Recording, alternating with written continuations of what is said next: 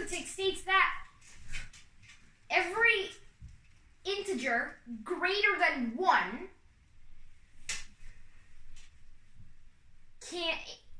has a unique prime factorization. So it can be written uniquely as a product of primes.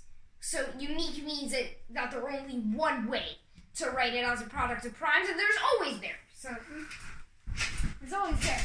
This is proving that there's at least one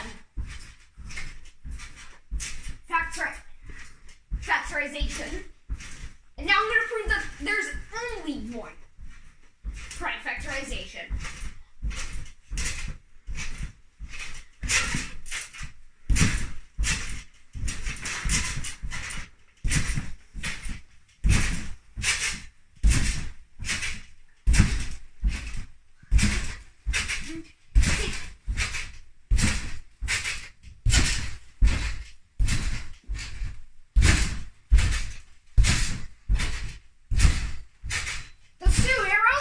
Contradiction.